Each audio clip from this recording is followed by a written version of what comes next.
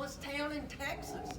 Where it says right here in this magazine that they even wrote a play about it called Greater Tuna, and it was performed more times in 1985 than any other play in the United States. And it says right here, it was even performed in the White House by President and Barbara Bush. Well, Hazel, if it's good enough for George H. Bush, it's good enough for me. Let's just take that exit and see what adventure we might find. Maybe we'll see some eccentric, fun-loving people we can write home about. We might. We might. We might. We might. Greater Tuna by Ed Howard. Good morning, Tuna. This is Thurston Wheelis at radio station OKKK in Tuna, Texas. And this is Arlay Struve. And this is the Wheelis Struve Report. And here we go with the news. Oh, take it away, Thurston. Well, folks, in the news today, we've got the winner of the Tuna Junior High American Heritage Essay Contest for this year. And this year's winner is Connie Karp. She's the daughter of W.H. and Vera Karp here in Tuna. And the name of her essay was titled, Human Rights, Why Bother? Second place went to Jimbo Beaumont for Living with Radiation. And third prize went to Levita Posey for her essay titled, The Other Side of Bigotry. I'll tell you, Arliss, with subjects like that, I don't know how they picked a winner.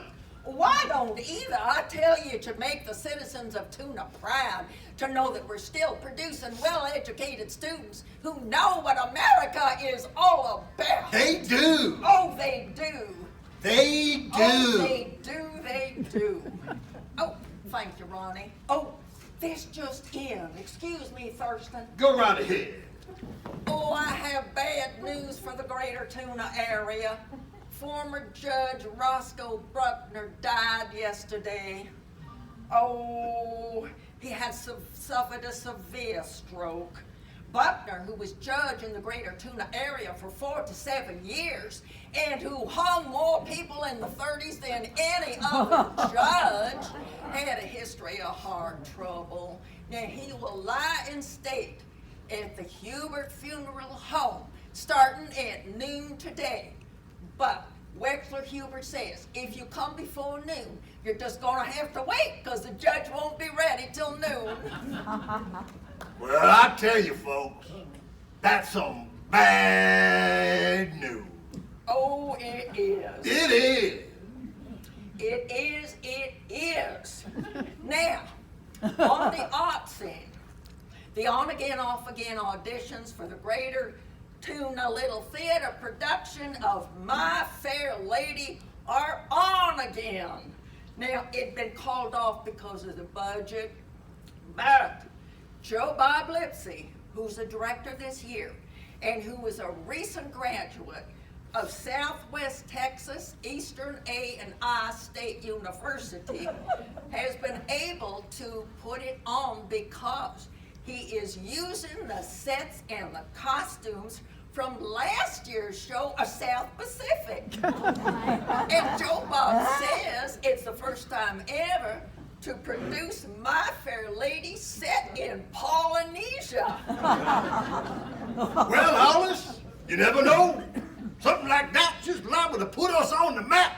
Oh, on it. On it. On it. They'll find us. Oh, so Joe Bob says, get out your Hawaiian shirts and your grass skirts and your cocoa nuts and come on out to the Coweta Baptist Church at 8:30 Thursday and audition for My Fair Lady. That's right. Come on out. Oh, come on out. Come on out. Come on out. You never know. You just might get a part. Oh, you might, you might. Well, Thurston, you got that farm report? Well, folks, it's going to be an incomplete farm report because not everything is in just yet. But I got beef up, pork down, chickens vacillating, and I don't know that much about sow bellies, but I do know it's time for a word from Petey Fisk.